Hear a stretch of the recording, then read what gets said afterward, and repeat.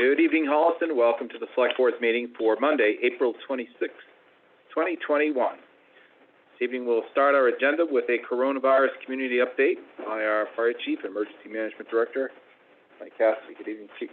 Good evening. How's everything going? Absolutely spectacular. Notwithstanding the pandemic. Right. What a beautiful day out. Yes, sir. More beautiful days coming in the future. So, since last week, we have had 17 additional cases.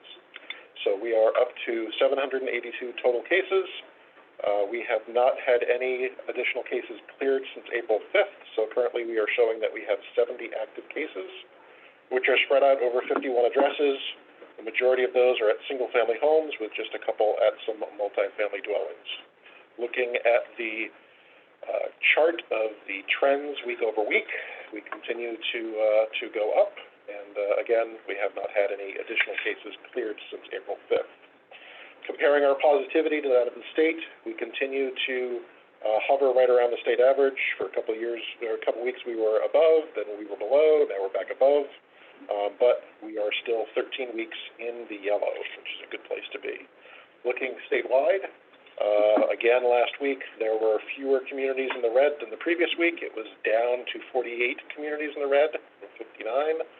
All of the communities around us, with the exception of Sherburne, are now in the yellow, including the city of Framingham is back in the yellow, and Sherburne continues to be in the gray. Looking at our vaccination numbers, as of the report published by the Department of Public Health last Thursday, we currently have 59% of our community is at least partially vaccinated, while 35.5% of our community is considered to be fully vaccinated. How do we have 101% for a 75? I am glad that you asked that. So the percentages are based on the population numbers that the Department of Public Health has for the specific age spread, and then as additional individuals receive vaccines and their age is put into that category, we have 948 individuals 75 or older who have received a vaccine whose zip code is associated with Holliston. But according to DPH, they only thought there were 941 people for 75 and older. So that's how we're 101%. But I have to report the numbers as the state is publishing them. So, but yes, that's an excellent blip of the data. Is we're only as good as the starting population that they believed that we had. And with that, I will pause for any questions. Carol? I don't have any questions today. Good. Just one memory trigger, if you can. Were we ever in the red? Yes. What? Can you just give me the time frame on that? January. Twice we were in the red. Well, I'll send you an email later and you can remind me. Yes. We were in the red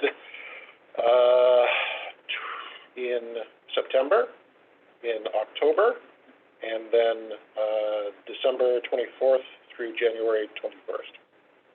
Thank you. And a couple of random times in August where we went in and out as well, but for the most part it was September, October, and then the big time where we were 5 consecutive weeks in the red was just before Christmas until late January. Okay. Thank you. Absolutely. Mike, the only question I had, Chris, if you could, or Justin, if you can go back to the screen on the, I think it's the first screen on the case count. Mike, you said that we're still carrying 70 cases. Yes. DPH has not released anything in the last... Not DPH. It would be our contract nursing who accesses the MAVEN data. So that would be the Salmon BNA out of Milford. Why is that the case? Why are we holding on to cases, active cases, that seemingly would have been closed within the last 2 weeks? Or longer, because some of them are well in excess of 2 weeks of aging. So part of it was last week, the nursing consultant who's assigned to Holliston was on vacation, so we didn't get any cases cleared by her at that time. But historically, there tends to be these plateaus where we'll go 4, 5, 6 weeks without any cases being cleared. Then all of a sudden we will get one big dump of clear the following 35, 40. There was one time where we even cleared over 100. Can you remind me how many new cases we had out of that batch? Of the 70, so we've had 17 in the last week. Plus 17? That's the 17, okay. So 70 includes the 17 new cases. So conceivably, there's a substantial amount of cases that are aged within that active case, Oh, yes, number very much so. that we could see suddenly, close to some extent. Yes, my expectation is that when the nursing consultant comes back from vacation and she gets the emails from our health director, who repeatedly gets requests from me as to whether or not we can clear old cases, that we will likely easily drop more than half of those. Got it. All right, thank you, Mike. Let me ask if there's anybody on our Zoom call who might have any questions for you relative to the community update, coronavirus. And if you want to actually go just before the map, Justin, to your point, Ms. Hine, if you look on the far left, you'll see that the bars for the number of testing is red. So what I've done is I've color-coded the testing number bars to correspond to what our risk designation was at the particular time. Okay, thank you. Sorry to interrupt the questions from the Zoom. Our positivity rate now is, Mike, 2.5? Positivity rate is 2.59. Okay. And the state was 2. Anybody on the Zoom call, any questions from Mike Cassidy on the community update for coronavirus? Hearing none, Mike, let's dive into the CARES Act programmatic update. Excellent. So, there were 9 additional expenses posted to Munis since last week's meeting. The majority of that was close to $7,000 in cleaning and disinfecting of municipal buildings, and so that's an ongoing expense that's been approved by the board. And then looking at the pie chart, just another way to look at the same data. No new requests for CARES funding this week, but as we look ahead to the American Rescue Plan Act, next slide. Last week, based on the heads up from Ms. Hine, I attended a webinar that was sponsored by the MMA that had speakers from the National League of Cities, and one of the most prescient points that they made, because most of the other content really wasn't specific to ARPA and what the guidance is going to be, and they acknowledged at the end that they're working with the White House and Treasury to try and influence some of that guidance, but the big takeaway that I took away from that was that we need a plan. And just as last spring, when we applied to A&F for the CARES funding, and we needed to know sort of like in what buckets we were thinking we might be spending, it's going to be important for us to bring together locally the stakeholders that will be involved in figuring out what our priorities are going to be. And also, point number 1 on this same slide is if there are other federal funds for a particular initiative, try and use the federal funds first, the other federal funds before the ARPA. Like FEMA. Yes, absolutely, and not only FEMA, but for instance, and we saw this with the rent and mortgage relief, that the Director of Youth and Family Services was very skilled at making sure that if someone was eligible for a state program or a federal program, that they took advantage of those before they tried to get some of the CARES dedicated funding. And so the majority of that webinar was dedicated to an overview of all of the federal funds that were available for housing, small business stabilization, water and energy assistance, low-income housing, tax credits, education, human services, nutrition supports, veterans, COVID detection, nursing facilities, broadband, and public safety, and transportation. So they spent close to 45 minutes going over all of the different federal programs that are available. Some of them are available directly to organizations and individuals.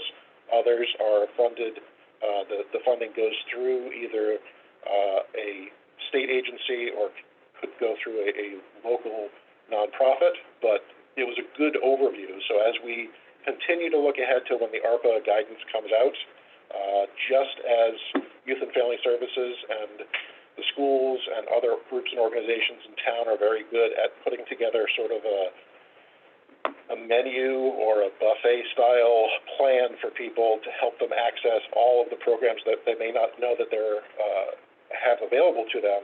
As we look to the ARPA funding, we want to make sure that we have sort of a roadmap of what the possible uses are and what may be an alternative source of funding so we can continue to use the ARPA for other things that aren't already designated in a specific federal or state grant program. Any questions on that, Seth? Yeah, two. Did did they give you any indication when they were gonna give some rules? Nope. They pretty much said the exact same thing that A&F has said, which is we're waiting on Treasury. National League of Cities, obviously, because they're at the national level, they say they're working with the Treasury and the White House, whereas A&F says they're working with the governor's office and, with their congressional delegation.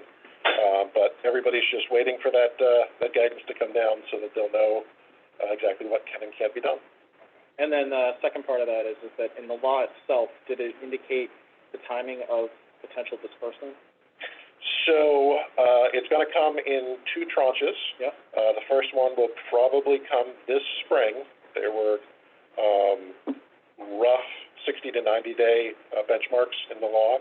So the first tranche will come this spring, and then the second tranche, because again this funding is good through 2024, would come approximately a year later, after the first disbursement. Good. Yeah, so you mentioned planning. Yes. Have you sort of thought any more about how you would see that playing out? I mean, because even with the 60 or 90-day window, although it's uncertain, it is coming up quickly from when the law was passed. And so what are your thoughts on planning for the arrival of the first round of funding for Holliston? So my suggestion would be that we would bring together a working group of staff, very similar to what we did with around the CARES Act and how we brought in some of the key stakeholders.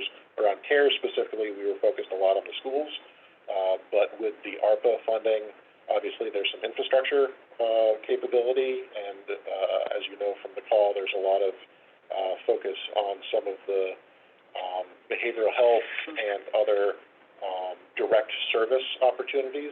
So, there could almost be sort of maybe two working groups, one that's looking at some of the human service stuff, another group that's looking at more of the hardened infrastructure stuff. And then we still need to continue to keep our eye on the fact of the original use, which is costs to address the impact of the health emergency. Right. So whether or not we conceptually focus and commit up to a carve-out, so to speak, that, kind of looks at what we've spent so far in CARES and what we're projecting to spend through the end of the calendar year in CARES, and sort of keep, a sort of a set-aside for those types of purposes. Like cleaning or PPE and so on. Exactly, to last beyond when the CARES expires, but then, it's going to need some staff consideration to what our priorities are going to be, and obviously the financial team will be key to that, because as some of them would allow for some infrastructure appropriations, if the decision were made to use some ARPA funding for something that may be currently on the capital plan, that may then free up some of that CapEx funding for something else. So obviously this is where we need the financial team at the table to be involved with those spreadsheets. Well, I mean, I'm glad you mentioned that, because I think that would be a key part to a working group, because we've already seen the financial impact on FY22 as we prepared the budget, and sort of waded through what is funded by CARES, what needs to go into the operating budget, and this goes through till 2024, so it'll impact a couple budgets moving forward, so I like the idea of that. Thanks. All right. Mike, to kind of tap on what Tina was talking about, ARPA also encourages, as you pointed out, not just capital projects, but shovel-ready projects that we may have already identified funding for. Yes. Whether it's roadway constructions or pipe replacements, public works initiatives, technology initiatives. In effect, you and I would probably say, well, that's supplanting. You can't do that. Right. This grant is actually encouraging us to do that. Yes, very much so.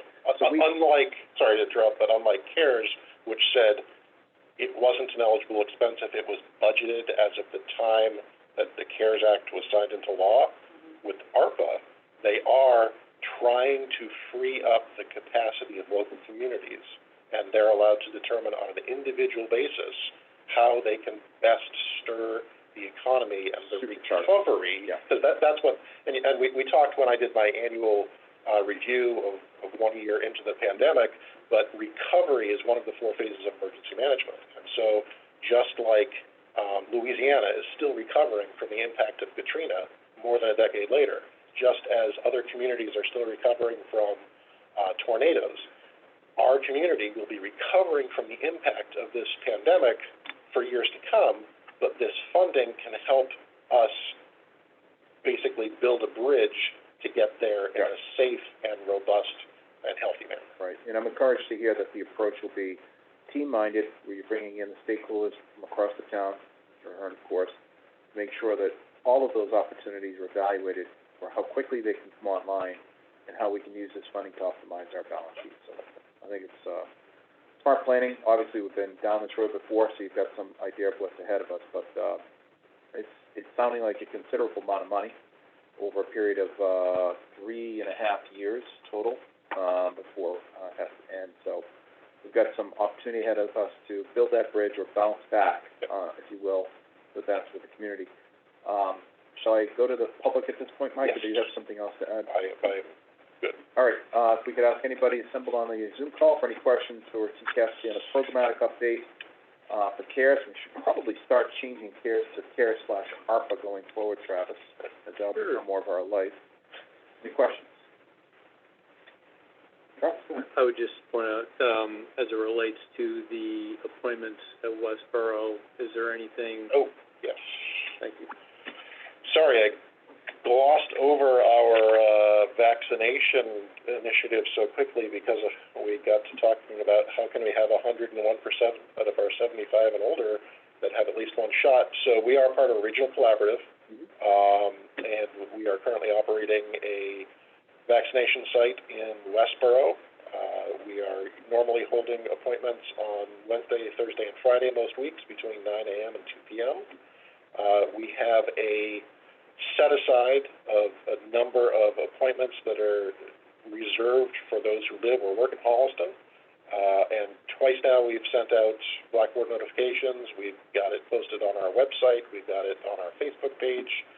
And those private link appointments are not going very quickly, so it seems like a lot of people in the community who want to get the shot have already either made appointments elsewhere or haven't, availed themselves of our site. But there are still, of the 60 shots reserved for Holliston this Friday, I believe that we saw an email earlier today that in the high 50s were still available. So, again, we sent out a Blackboard notice with the private link, email, text.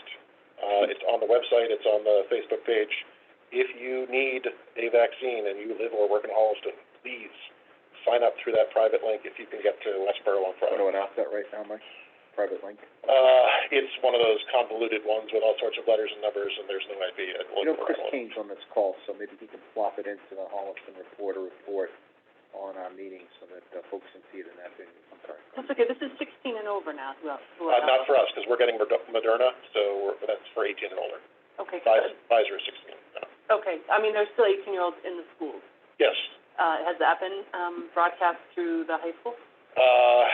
The schools have been part of our communication plan for the private link, but their focus has been on making sure that staff and support personnel had access to it. We were able to get through all of our waiting list on the municipal side, the school waiting list, and also the senior center has no more waiting list. So we've exhausted that in the last couple of weeks. Wow. Do you want to show on the website? Can you just pull this down for a second and I'll share a screen? So I just want to make sure people understand, because I think people got a little frustrated over the past few weeks and months of dealing with these systems. What we're talking about here, and I'm going to go to the link on our Facebook page just to sort of show. What we're talking about is that somebody could essentially go in and just make an appointment right now. It's not getting on a waiting list. It's going into the link. So the way that the chief has posted this here, regional collaborative site, as you can see, it's DoubleTree in Westboro. If you're 18 years or older, you can find it through the VaxFinder site. But then there's this link right here. You go in, you click on, and you're literally booking an appointment for this Friday. And we've had very positive feedback. Folks have said, it took me less than 5 minutes, I got my appointment. And then from folks who've been to the site, it's very efficient, very well run, and you're in and out of there in probably half an hour unless you have pre-existing conditions that require them to observe you for 30 minutes instead of 15, but it's a very quick, so thank you for the reminder to plug that. If you need the vaccine and you live or work in Holliston, please, and you can get to Westboro on Friday, avail yourself of our private slots. And we will not run out. We'll have more weeks coming. Right. But again, I mean, every week we'll get new slots. We'll update it. I went through last week. It's very well run, very quick, as the chief said. Sorry. No, I was just going to say, if you're a graduating senior with plans to go to college next year, you'll have a lot more fun your freshman year if you get vaccinated. So. Or you'll be able to appear on campus. That's what I mean. You will not be in your parents' home. All right. Sorry about that. Did we have any questions, Justin? Nobody raised their hand on this matter? All right, Mike. We're good to go. Thanks as always. Thank you. Appreciate it. Absolutely. Of course. Okay. Warrant, Ben? Make a motion to approve the warrant in the amount of $2,191,011.51. Of that, $1,378,748.91 is town payroll. Next second. Second that. All those in favor say aye. Aye. That carries. Thank you. Chance to sign that in the last sentence. You got any public comment? I actually don't, so. Okay. Tim? I do not have any public comment tonight, thank you. I only have one item, and it's, it could go under other business, but I'll put it here. Door knocking this weekend, I happened to head down towards, East Holliston, Travis. Came upon, one of our historic cemeteries in East Holliston, and I walked in. I'd never been in there before. I have to tell you that the, cemetery was in very poor condition. A lot of the gravestones have fallen. They're on the ground. A lot of debris on the site. I can only imagine that the other 5 or so historic cemeteries in Holliston are in similar repair. So I'd ask you to look into the opportunity for some kind of service to come in to restore the gravestones or bring these cemeteries up to a level of respect that I think they deserve. One of the persons that I know was very involved with cemeteries while he worked for us was Paul LeBeau. I think he did some work on the cemetery out here. I know Andrew Minahan was also involved for a period of time. Holliston's always had a distinct interest in caring for these historic spaces, and I think at this point there's been some neglect that I'd like to see kind of addressed. So if you could look into opportunities for us to find some services and some training for some of board staff to learn how to maintain these spaces, I think Holliston would be a better place for it. You take care of that? Absolutely. All right, great. You know, it's a good timing, too, with the 300th birthday celebration for Holliston coming up.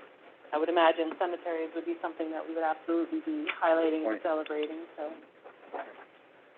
Thank you. All right. Any public comment from any folks assembled on the Zoom call this evening?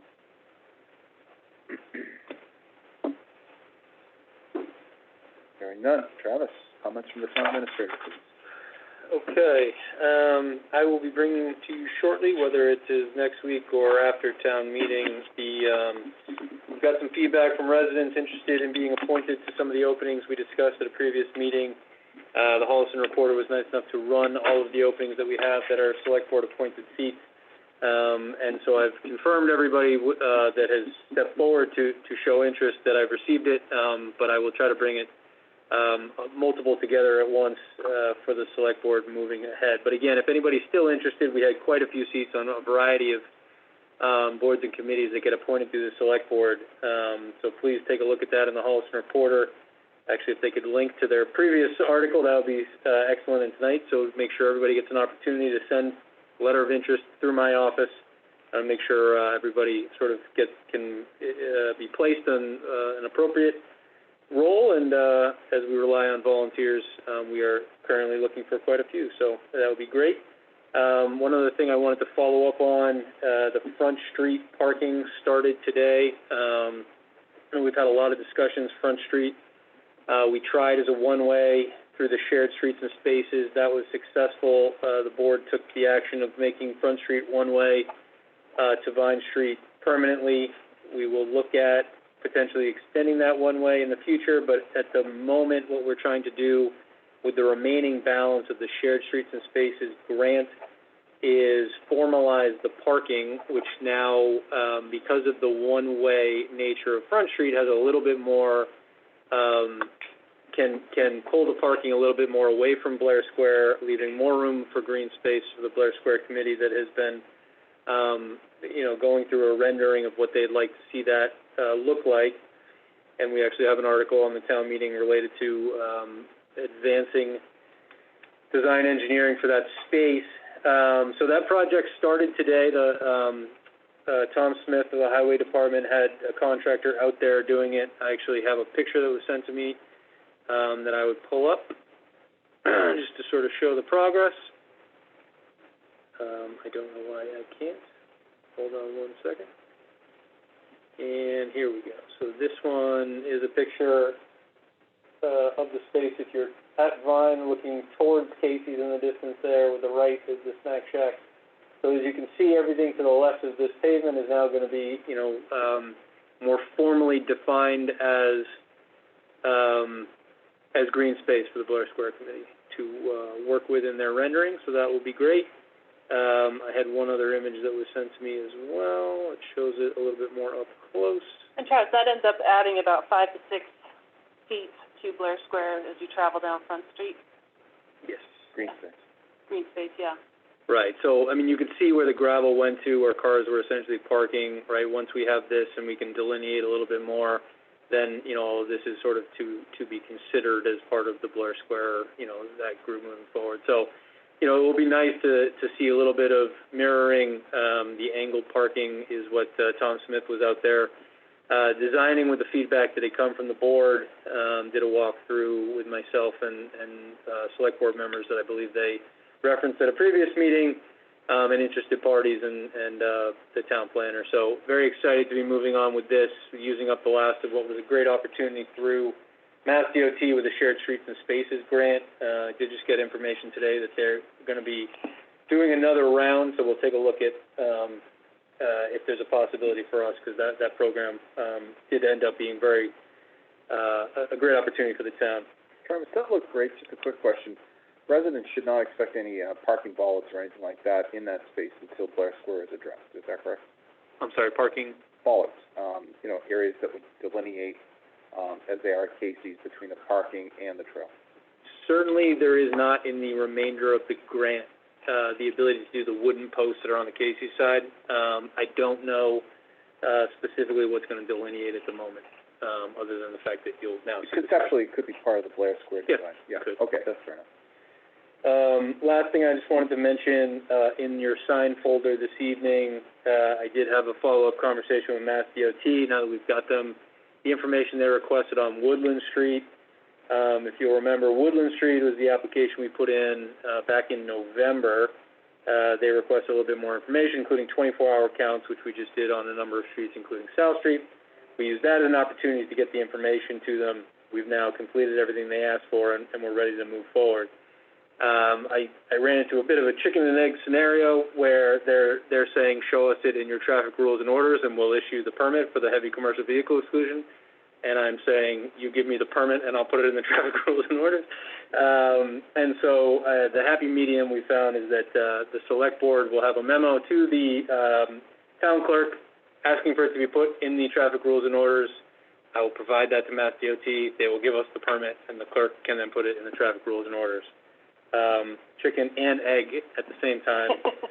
So that's where we are with that. That is in your sign folder, and there are actually 4 copies because they need 3 originals and we need an original. But other than that, we'll be exciting to move on with Woodland Street. And that's all I have. Any questions to the town administrator on his comments this evening from the folks on the Zoom call?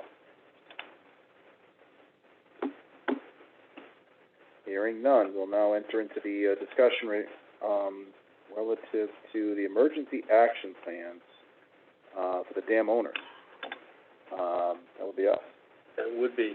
Do you have any dam updates? We do. So we're going to go through a little bit of information. We have Matt Zedek, who just popped up on the screen, and there's Ryan Clapp, who's taken himself off of, has shown up as well. So these 2 individuals and myself have been sitting down quite a bit on dams recently. They will get into, in a moment, the discussions that they've had with the Office of Dam Safety and the other things that are on the short term. We will probably need to put a pin in the longer-term discussions on dams, but we will get into that in a moment. I'm just going to give a little bit of a brief summary here. Let me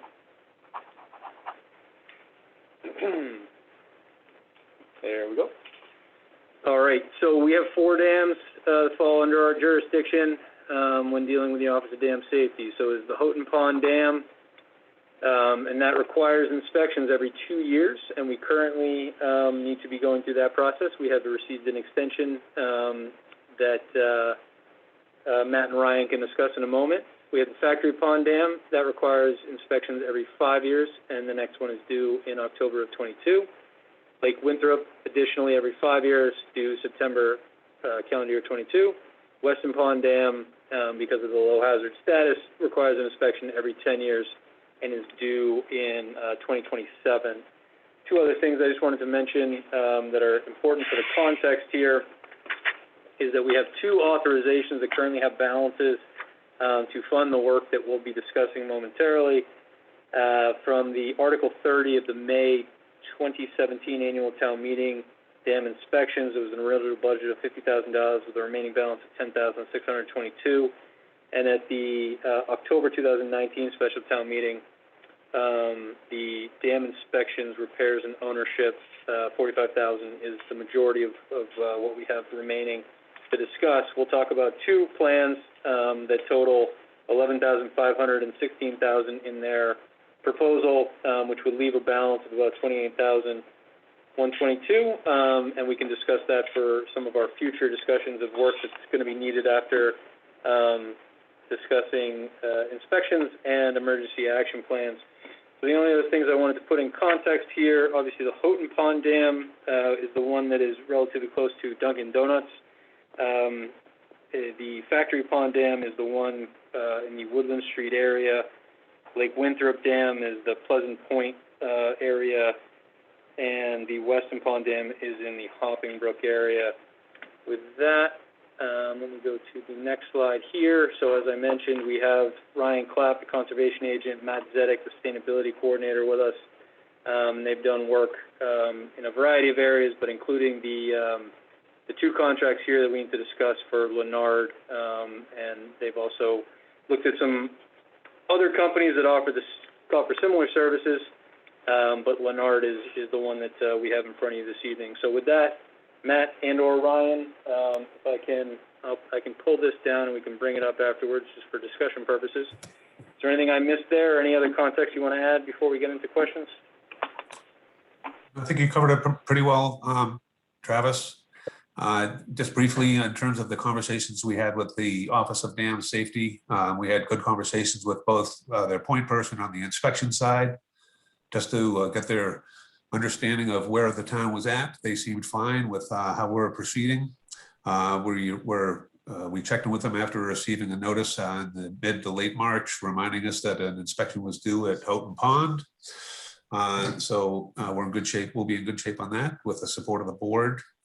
We also spoke with their point person on the emergency action plans that the Office of Dam Safety at the state level requires folks at the local level take. So again, they're pleased that we're looking to take steps. They were glad that they asked which companies we've been speaking with about doing this work. The ones that we mentioned, they were fine with the support of the board tonight, moving forward with these projects. The next step would be having the selected vendor have a conversation with us at the same time with the Office of Dam Safety, and then move forward. Yeah, and as Travis had mentioned, we are trying to get these dams into compliance by ideally our time frame here is we're hoping to get it all by the end of this fiscal year. So both vendors did seem to indicate that was a reasonable timeline to get it done, at least for the inspections. The 2 emergency action plans, those may require another month or 2, but beginning of July is our goal, but if not by then, should be by the end of August at the absolute latest. Thanks, Ryan. Questions, Mr. Sparrow? Yeah, I want to get a little bit better sense of what exactly is the product that's going to be released from the inspection. Is it simply just assessing the condition of the dams? Are they going to give us some sort of an indication of next steps that we need to take specifically with respect to the dams? I just need a little bit of a clarification as I look at this. Yeah, so so these inspections, they're called phase 1 inspections, and largely what the Office of Dam Safety wants is just a report on the status of these dams. I do believe in the contract in front of you, there may be a reference to ongoing, what kind of things we can do to address this in the future. But that's something that on Travis's slide, really our next steps, we would want to be talking about that in the future. Right now, what we're really looking for is just compliance. And that's all I have right now. Thank you. Yeah, so the compliance piece, I'm sorry, I'm just gonna back up a minute. I know you said it, just repeat it if you would. The compliance piece that we're looking to take action on today is the emergency action plan or the phase 1? Again, I know you said it, just need you to repeat it. Yeah, it's both. So each one of these dams is in a different state of compliance. So Houghton Pond has an emergency action plan. It was dated 2019, but is lacking a phase 1 inspection, whereas Factory Pond and Lake Winthrop Dam, those ones are missing emergency action plans, but are good on the phase 1 inspections until the end of 2022. And then Weston Pond, which doesn't need an emergency action plan as it's a low hazard risk, and that one's compliant on inspections until 2027. Okay, understood. And we're talking phase 1 here, because there's mention of a phase 2 not included in the scope of work. Okay. That is it. You good? I am good. All right. I'm getting a little old on this board because I actually remember some things from almost 3 years ago, and they may precede you, Matt, but I believe the town had a dam plan that went into effect several years ago, and it gave us a kind of a chilling report of the condition of these various dams. They were in very, very poor condition.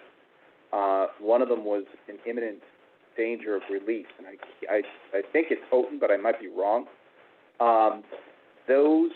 That report at the time laid out some exceedingly expensive solutions to repair them and or release them. And I seem to have lost a sense of where the town was with respect to addressing it beyond what we're talking about this evening. Are either of you familiar with any dam plans going forward that we need to be thinking about relative to the correction or the remedy to bring these structures into compliance for safety reasons? Because as Tina just pointed out, what we're hearing now is the remaining funding that was appropriated is simply going to give us compliance, but I think the compliance is going to tell you, Ryan, and it's going to tell you, Matt, that the dams are in lousy shape. So what's the dam plan? So yeah, that's actually something that had come up in Matt and my conversations with the folks over at the Office of Dam Safety. So because of the high and significant hazard risks for those dams, we are required by law to begin pursuing activities towards removal, replacement, or Matt, I think it was another Breach. Or breach, so it's a B. So we are being a plan to begin activities, at least planning activities towards those. And the folks at the Office of Dam Safety, for any sort of conversations regarding that, they did request that we CC them on any sort of emails or anything like that. So from our conversation, they did note it's not a hard time frame. It's just you need to be, working on it. And from Travis's slideshow earlier, he did note that, ideally later this summer, we'd be talking about what kind of long-term plans we can begin looking at for these dams. But really the first step is getting into this compliance, just knowing where we stand. Well, that was my point, Ryan. I think we know where we stand, and I think once the compliance part of this exercise is completed, we're going to find ourselves back to where we were prior to this. Cyclically, I completely understand what you're saying, but I don't think Holliston has developed a dam plan. Honestly, I think we need to come to grips with what are we going to do. Right. So I think the timeline here would be, as I said, so for the amount that we have right now, which is between these two remaining balances, a total of $65,622. Right. The work that we're talking about here to get into compliance that Ryan and Matt have made sure is going to suffice for the Office of Dam Safety will leave us with a balance of just over $28,000. The work that was sort of looked at in as late as August 2019, but not put into play, was to do a few things, looking at the feasibility of potentially removing Houghton Pond and Factory Pond dams, seeking regulatory exemption for Lake Winthrop Dam, and the determination of ownership, operations, and maintenance responsibilities of Weston Pond Dam. Yeah. Although Weston Pond Dam, quite honestly, is who's the dam owner, right? But it's also the least of our concerns from a liability standpoint at the moment. That work was suggested at the time to be in the general range of about $20,000 to $25,000, plus the work of title research from our attorney, which would be Jay Tallerman's group. So I believe after we do this work that was sort of highlighted and can be further explained if there's any questions, that we will then be able to sort of pivot our focus to the next step, which Ryan was, referencing in his conversations with the Office of Dam Safety, is something that's going to be on their radar, and we need to show that we're making progress towards. So in a timeline of getting these done at the end of April, getting information back June through August, we have, certainly at least one follow-up, if not multiple follow-up meetings of this select board in the coming weeks and months to go over, the steps beyond this is kind of what we're looking at now. I would say that tonight is probably the first of many conversations that we're going to have in the next year. But Travis, I'm just pushing a little bit here because I have a distinct recollection that there was more to the work relative to the projected cost of what we were looking at. That the risk of not doing something was great, but we were facing hundreds of thousands of dollars. And if I'm not mistaken, I could be, I think we put it in our wish list of items to be funded by the state when we send our list up to the state, rather than the state senator. It was so significant. It was really quite, and those numbers came from somewhere. Yeah, Matt. I want to say it preceded 2019. Matt, if I remember correctly, you and I had a conversation about what was put in, one of the classic subject to appropriation lines that exist out there in a previous bond bill of the state is related to Holliston's dams, and I believe it's in the amount of $1 million. That's I believe specific to Houghton Pond. So that's to the chairman's point. If I may, two other things. In our conversations with the potential vendors to do this compliance-related work, we absolutely focused on this isn't just a one stop or want to get up to speed on the compliance. This is a step towards looking at our dams as in the three categories that Ryan mentioned that state really focuses on: repair, breach, or remove. Because again, the last thing the town wants to be doing is just hanging in there with the dams and spending money on Band-Aids just to keep them there. So it's going to be following through with an additional assessment, as part of that process. Secondly, we've also spoken with each of the vendors and with Leonard about the dam and seawall repair grant program at the state. So we're hoping through these inspections and EAP process, we'll be in better shape for applying for the next round on that grant. That'll help us move forward towards the bigger picture.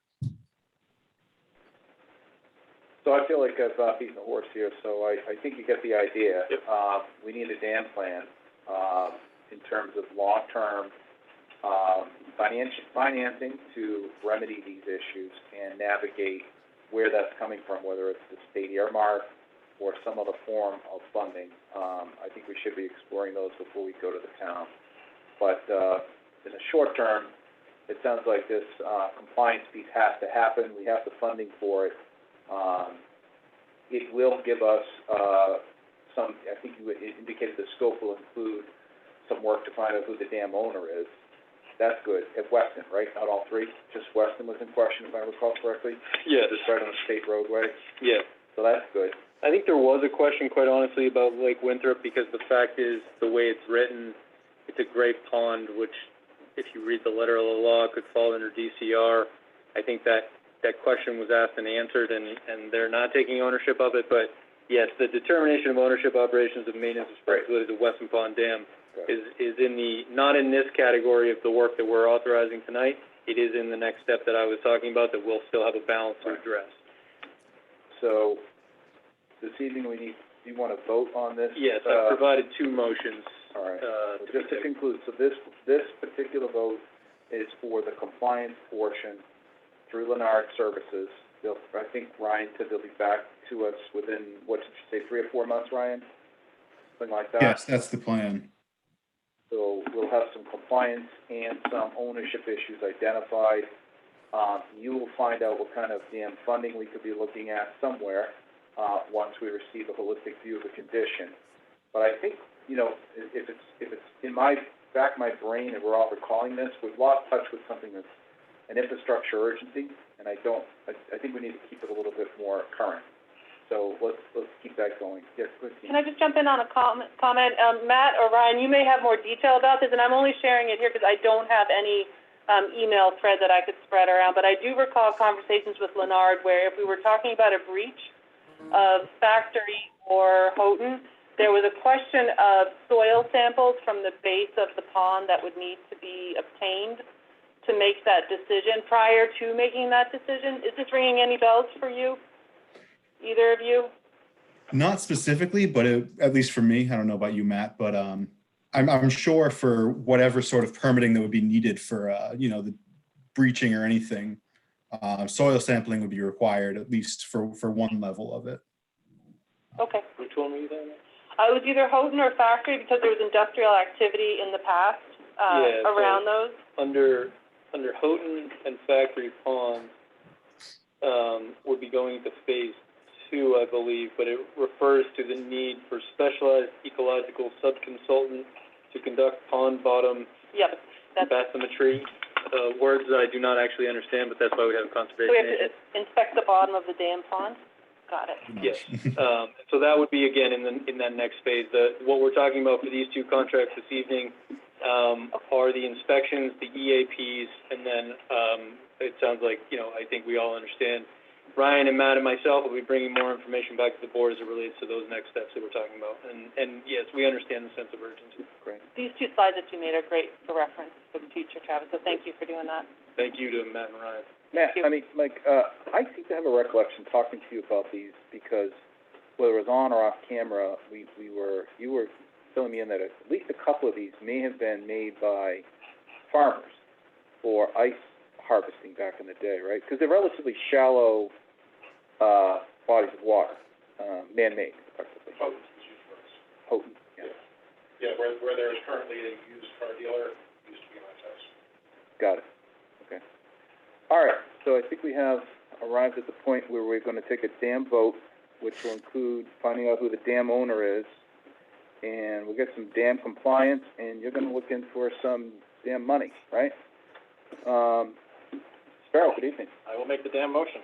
Hold on. I will move to authorize the town administrator to execute a contract with Lennard Engineering for dam follow-up inspection services for Houghton, Factory Pond, and Lake Winthrop dams for an amount not to exceed $11,500. I will second that dam motion. All those in favor, say aye. Aye. Aye. It carries. There are two votes. The second motion will be, I move to authorize the town administrator to execute a contract with Lennard Engineering for emergency action plans for Lake Winthrop and Factory Pond dams for an amount not to exceed $16,000. And I will second that dam motion, too. All those in favor, say aye. Aye. We showed a lot of damn love tonight, so let's move on. Thanks so much, Matt. Ryan, always good to see you guys. Ryan, you got the beard going in there pretty good. I do. Looks good, man. Thanks for putting up with us. Have a good night, y'all. Thank you very much. Let's move on to the FY22 budget and revenue updates. Anything, Mr. I don't have anything substantial. As last week, it was a little off course because of the holiday. The select board met on Tuesday, the FinCom met on Thursday. I believe all but one budget, was voted for recommendation of the Finance Committee. The bottom line change from last week is not substantial. I could bring it up if we're interested, but, it's still in the between 50 and 100,000 range under the levy limit. So unless you'd like to get into that, no major changes after that. We're in a good place. I want to again, as I each week, compliment you on the work you've done this year. It's extraordinary. Thank you. Just as a footnote, Tina cannot make the FinCom call tomorrow night. Can you pitch in? Yeah, I'm planning to attend. Oh, Okay, thank you very much. Of course. Thank you.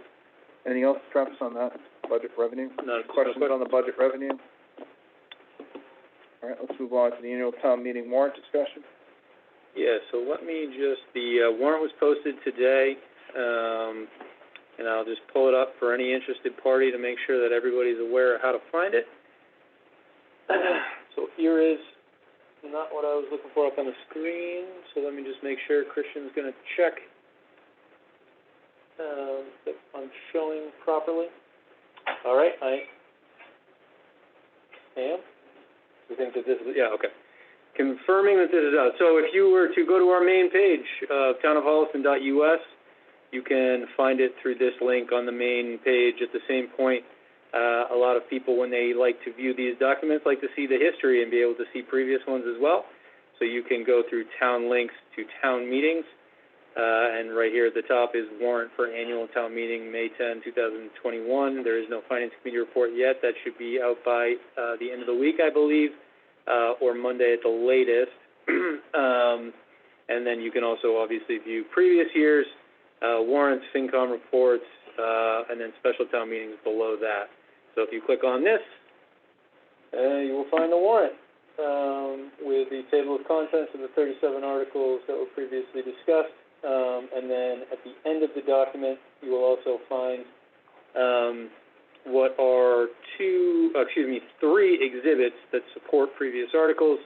The stipend committee's recommendations support the discussion for Article 4, and then Articles 9 and 10, which are the general bylaw changes recommended from the governance committee, also have the full impact in exhibit form to help the document flow.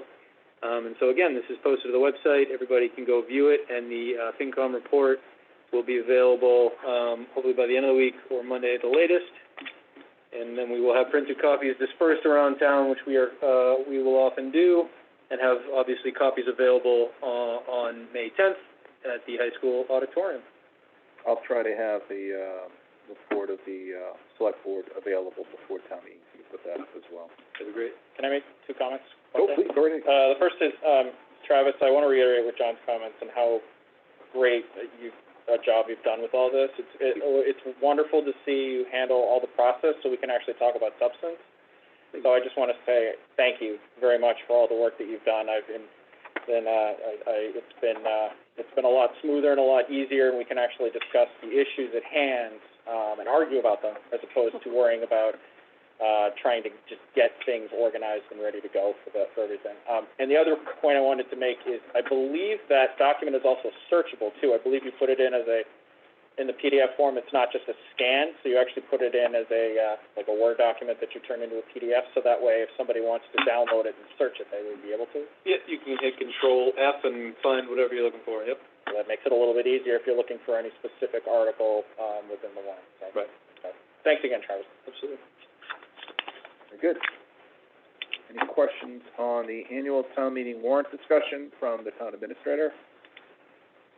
Travis, I only have one item, and it's to maybe ask Mike Cassidy if he would be so kind a week from now to come in prepared to do a pre-town meeting walkthrough.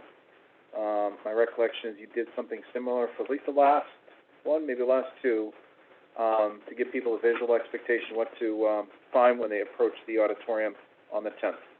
I'd appreciate that, Mike. Thank you. We will be posted, select board, ahead of town meeting in the library per usual, but I can go over that next week as well. Yeah, make sure you post this before town meeting. Very good. All right, moving on. Board business. Carl? Sure. I'll make a motion to approve the meeting minutes of April 5th, 2021. I will second that motion. Those in favor say aye. Aye. That carries. Other business, Mrs. Sparrow. I have no other business. In time. Two things. One of the reasons I have two conflicts tomorrow night, but one of them is I'll be attending virtually the Holliston Pride planning meeting that runs during part of the Finance Committee's meeting.